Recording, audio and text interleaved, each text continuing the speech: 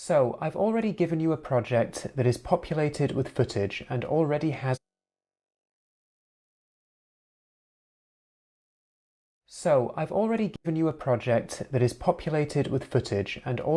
a number of bins laid out and pre-organized for you.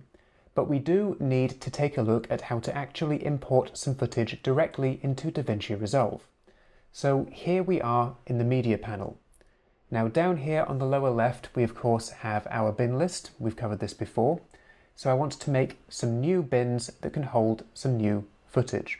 Now I'm sure you've noticed this time that this is an empty project, and that's fine. This is just a demonstration. We're going to go straight back to the Jim Candy project after this lecture, so don't worry about that. Now down here I have my master bin, and I can just drag footage into Resolve from my file finder. Left click and drag. Now, one of the things to be aware of is that Resolve was designed to turn around feature films. That means that it defaults to a frame rate of 24 frames per second. If your footage has a different frame rate from this, it will ask you if you want to change your project frame rate to match your footage. And in most cases, you want to agree to this and hit change because you don't want to start working in the wrong frame rate.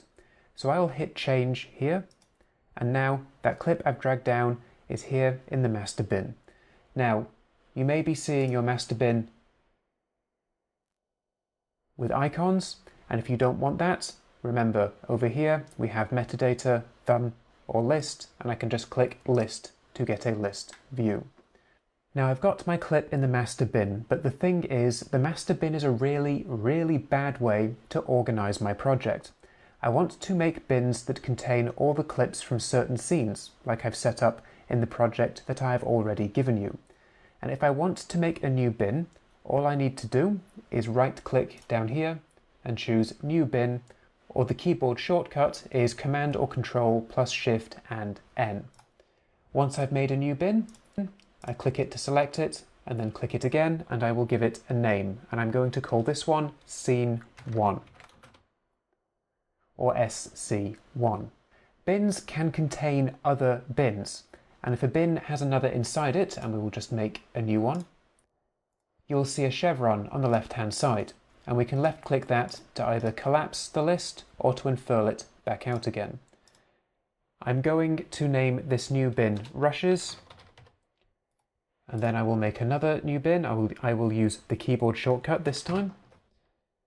And then I will call this one Audio. So I've got a place for my video rushes and for my audio items as well. Now that I have a bin for Scene 1 rushes, I can bring all of my Scene 1 rushes into this bin. And I can do that by right-clicking on the folder in the hierarchy over here, which contains them, and choosing Add Folder into Media Pool, or add folder and subfolders into Media Pool. And that will take everything inside this folder on my machine, and it will bring it into the bin I currently have active and open within the Media Pool. And all of those clips just appear down here. However, you don't need to worry about any of this for this current project, as I've already imported and organized everything for you. We just need to go through how bins work and how to make new bins. So this has been a good introduction to how bins work, and in the next lecture we're going to take a look at synchronizing separately recorded audio up with video. So click on through to the next lecture,